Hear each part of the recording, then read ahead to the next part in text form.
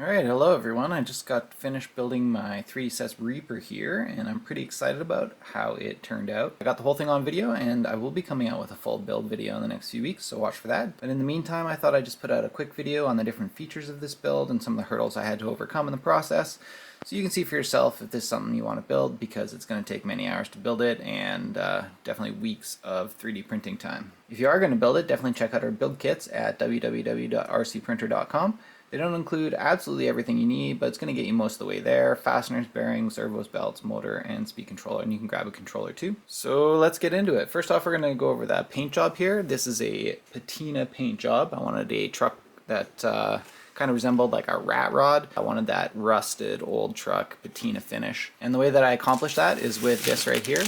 This is a Modern Masters patina paint kit, and it comes with a primer. So you give it a couple coats of primer, and then you paint it with this copper paint, and it's got little copper flakes in it, and then you spray it with this solution while it's still wet, and that oxidizes it and it gives it that green look. They have a few different colors, but I went for the green. So this is what that looks like, and I'm pretty happy with it. I was able to get that Modern Masters paint kit off Amazon. It wasn't super cheap, but I think it's worth it in the end. It's also obviously not super uniform as a finish, but that is the look I was going for, and I'm pretty happy with how it turned out. I'll show you what the interior looks like here. These are actually working door handles, so if you pull here, they'll pop open like that.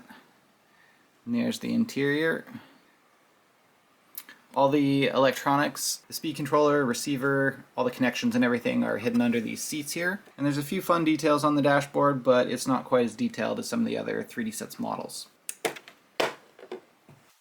The hood here was actually something I struggled with a little bit. It kept binding here where the hood opens. So you can see it opens fairly well now. But I did have to remove it and grind these pieces down a little bit so that they would move over each other properly. And yeah, it's worked out. The battery's in the back here underneath this radiator, and the way that this comes out is you have to remove one of these exhaust stacks here, and then you can pop up the radiator and then slide it out one side or the other. And you can see the batteries in there, and it connects to the ESC over here. Now the tires that I went for are J Concepts. They were not the ones that were recommended for the build, but I liked them and they were a good price, and I was able to get them quickly in Canada here. However, I did find I had to make a couple of modifications to the wheels in order to have them fit perfectly. This front one I had to put a little shim in just to widen the wheel a little bit, so this is 2 millimeters wider than it normally would be. And then this back one here, the diameter of the inside is actually far larger than the diameter of the outside. Very similar to the Proline one. So I originally printed the Proline wheels and they fit okay, but I found that I wanted to reduce the diameter of the inside of the wheel and also shrink its thickness a little bit. And after taking a few millimeters off that, I found it fit really nicely. I was able to do that really easily in Tinkercad. So if you decide to get tires that aren't necessarily the recommended ones by 3DSet, don't fret.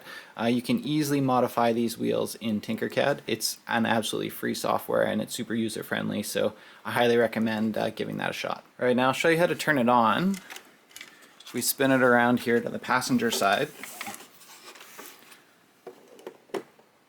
Let me open the door. Right down here is the off-on switch right under the passenger seat, so we'll flip that guy on. And then make sure our controller's on.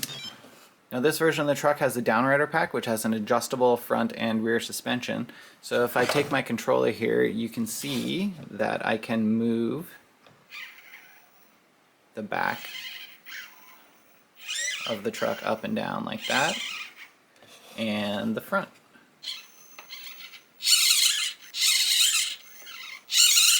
And in that way I can modify the ride height on the fly, which is really nice.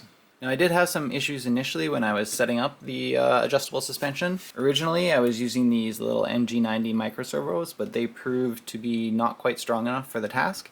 So I ended up upgrading to these guys. These are DS Power 21G micro servos, and they're actually slightly bigger than these ones. And when you print the truck, you print these servo holders here. If you use the stock build plates, you're going to be printing the larger micro servo version, which is the one that's on the truck now. But if you do want to use smaller micro servos like this, that maybe are a little bit more powerful, these ones max out at 2 kilograms. The ones I have in there right now, these DS Power ones, I think are about 4 kilograms. But you can get micro ones that are this size that will have 3 or 4 kilogram strength. So there are different servo mounts that will fit either size. And I think I can show you in the back here one of those servos set up.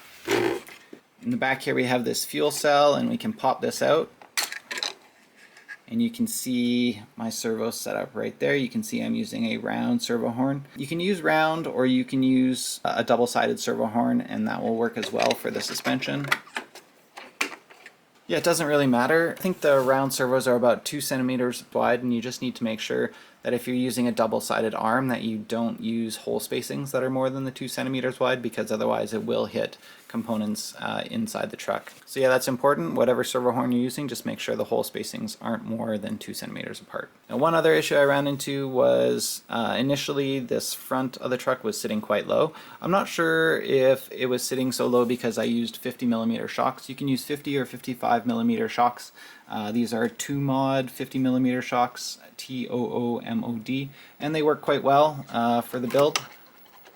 And it's possible that that caused them to be sitting too low, but what I did to fix it was increase the length of these connector arms, and they go from the top of the shock mount to the round servo arm that I have there. So in the front I increased the length of those arms by 5 millimeters. Again, I just did that in Tinkercad. It was really easy to do, and Bob's your uncle, I got my truck to sit exactly how I wanted.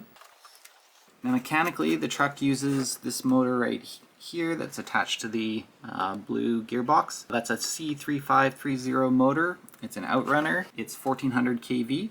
This gearbox has 3 different belts in it, one in here, one in there, and one in there. And then it outputs here, and that sends the power to this rear differential. I put an open differential in the back here. These rear wheels can spin independently. You can see there. Just because there's so much weight on the truck and because these tires are so big, I didn't want to stress the rear differential too much, so I think that was a good call on this guy. It does require a few extra bearings for the open differential, but those are all included in the kit that we sell, so no problem there. So yeah, it's got an independent suspension both in the front and the rear. And the steering up front is powered by a DS3218 servo, and it works really very well as well. Maybe I'll just quickly run it around on the floor here so you can see how it goes.